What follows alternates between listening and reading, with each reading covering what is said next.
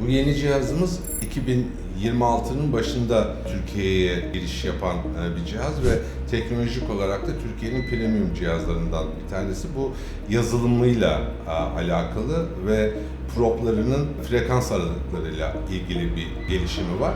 Yazılımla alakalı en büyük yeniliği karaciğer yağlanmasının değerlendirilmesinde artık gradeleme değil, bir değer olarak verilmesi ve bunun sayesinde yağlanmanın artış ya da azalışını nümerik olarak, sayısal olarak belirlenebilmesi, yapılan tedavinin faydasını gösterilebilmesi. Bir diğeri elastografi incelemeleri. Elastografi uzun zamandan beri kullanılan bir görüntüleme yöntemi ama karaciğer fibrozis varlığının belirlenmesinde son derece efektif olarak kullanılan biyopsi yapılmasını engelleyici bir yöntem olarak değerlendirilen bir inceleme biçimi.